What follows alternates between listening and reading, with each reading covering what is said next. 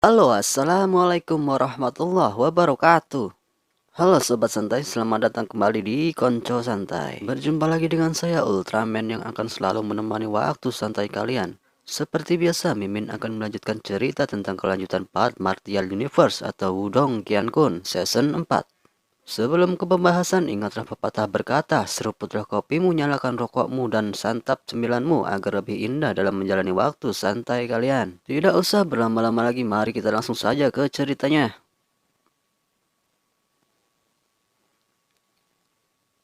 Setelah pertempuran sengit antara Lindong dan Lin Langtian yang hampir membuat kota Lin hancur, kini tiba-tiba Ketua Lin Fan datang untuk menghentikan pertarungan itu.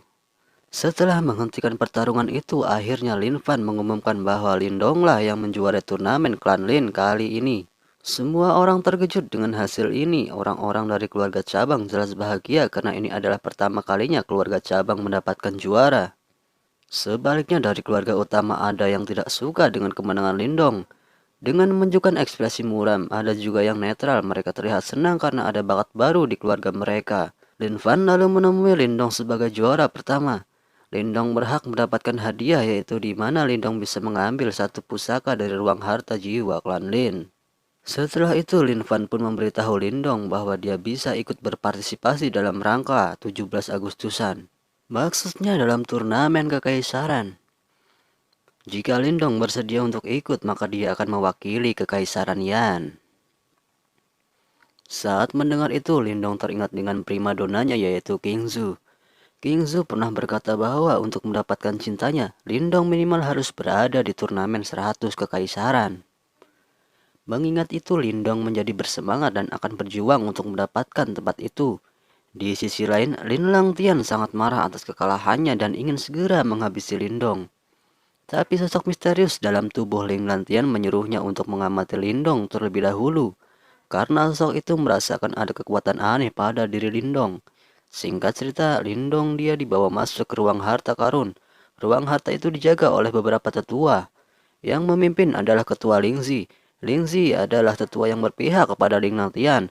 Jadi dia tidak suka dengan Lindong. Tapi ia juga tidak dapat menentang keputusan sekte. Jadi dengan terpaksa dia membukakan pintu ruang harta jiwa. Namun niat jahat pada ketua itu sepertinya akan ada jebakan yang sudah ia siapkan di ruang harta. Lindong pun akhirnya memasuki ruang harta tersebut dan melihat-lihat berbagai macam harta yang dipajang di sana. Semua harta itu dilindungi oleh arai pelindung dan juga ada beberapa jebakan. Lindong terus berjalan dan melihat tempat harta jiwa tersebut, tetapi di sekeliling harta itu terdapat sebuah formasi. Sebelumnya formasi itu hanyalah formasi pertahanan, tetapi tetua Lingzi telah mengakali formasi itu untuk mencelakai Lindong. Lindong memasuki formasi itu dan memecahkan formasi serangannya. Tapi Lingzi tidak berhenti sampai di situ. Ia menggabungkan kekuatan dengan ketua lainnya dan menekan Lindong kembali.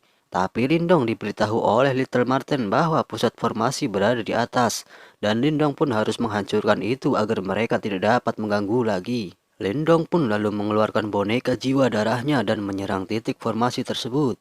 Dan formasi itu pun hancur dengan sekali serangan. Setelah tidak ada gangguan lagi, kemudian Lindong pun mengamati 4 harta jiwa di sana. Harta-harta jiwa itu berupa pedang, tombak, baju armor, dan perisai. Lindong bingung harus memilih yang mana karena ia hanya bisa mengambil satu pusaka harta jiwa saja. Sambil berpikir, Lindong pun lalu melihat sebuah batu hitam dan merasa ada hal yang aneh dalam batu tersebut. Lindong mencoba mengambil batu itu, namun rupanya batu itu sangat berat dan juga kokoh. Dengan kekuatannya sekarang, Lindong bisa dengan mudah mengangkat sebuah gunung. Tetapi tidak dengan batu itu, Lindong tidak dapat mengangkat batu kecil di depannya.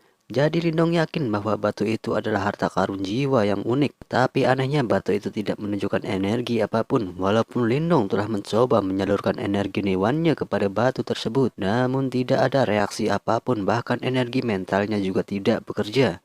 Lindong berpikir keras dan lalu Lindong ingin mencoba dengan energi gabungan dan ternyata itu berhasil. Batu itu bisa terangkat menerima esensi Yuan dari Lindong.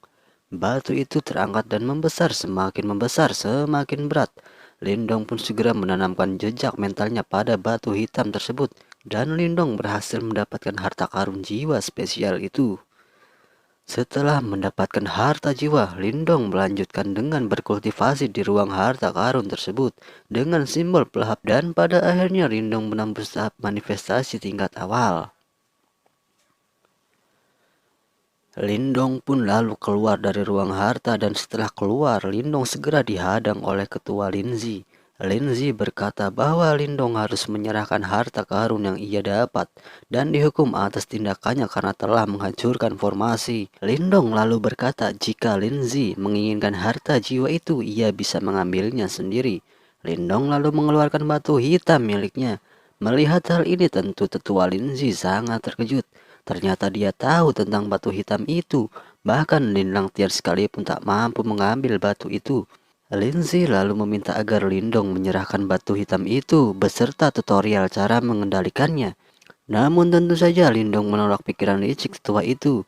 Linzi sangat marah dan kemudian menyerang Lindong. Linzi mengaktifkan harta jiwanya yang berbentuk skala unik. Melihat itu Lindong tersenyum. Sekarang Lindong ingin melihat kemampuan batu hitam miliknya yang baru dia dapatkan. Lindong lalu melepaskan batu hitam miliknya dan menabrakannya dengan skala unik Linzi. Begitu tabrakan skala unik Linzi hancur seketika dan tetua Linzi menerima serangan balasan yang menyakitkan.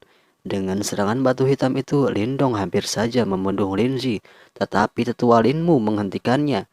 Namun hal yang tak terduga terjadi. Lin Langtian yang melihat ketua Linzi dipukuli, dia pun marah dan langsung menantang Lindong. Kekuatan Lin Langtian kini telah meningkat. Sekarang dia berada di ranah manifestasi tingkat lanjut. Tapi Lindong juga bertambah kuat karena telah mendapatkan harta karun jiwa yang hebat. Jadi Lindong tidak akan takut pada Lin Langtian. Lin Langtian yang menempati posisi penegak hukum menuduh Lindong telah berbuat jahat dan melukai para tetua. Jadi Lin Langtian ingin menghukum Lindong. Lindong tahu bahwa ia tidak akan lepas dari masalah ini. Jadi daripada bertengkar dengan kata-kata yang tidak jelas, Lindong mengajak Lin Langtian untuk bertarung kembali. Karena telah mencapai tahap manifestasi tingkat lanjut, Lin Langtian percaya diri bahwa dia bisa menekan Lindong dan menyerang Lindong dengan harta jiwa miliknya yaitu cermin replika. Lindong tidak takut karena Lindong juga mempunyai harta jiwa tingkat bumi. Setelah mereka akan bertarung kembali, tiba-tiba Lin Fan datang dan menghentikan mereka. Lin Fan berkata bahwa ia tidak akan memihak kepada siapapun. Jika ingin melakukan pertarungan, mereka harus berada di turnamen Kekaisaran Yan. Dan dalam 3 hari kemudian ia akan membawa Lindong dan Lin Langtian menuju turnamen Kekaisaran. Singkat cerita, Lindong pun berpamitan dengan keluarganya karena ini adalah perjalanan yang berbahaya dan akan memakan waktu yang cukup lama. Jadi Lindong berkumpul terlebih dahulu dengan keluarganya. Dan setelah berpamitan dan bertemu dengan keluarganya, kini Lindong pun akhirnya berangkat untuk mengikuti turnamen 100 kekaisaran yang mewakili kota Yan. Bagaimanakah kelanjutan ceritanya? Ikuti terus channel ini supaya tidak ketinggalan cerita berikutnya. Sampai jumpa.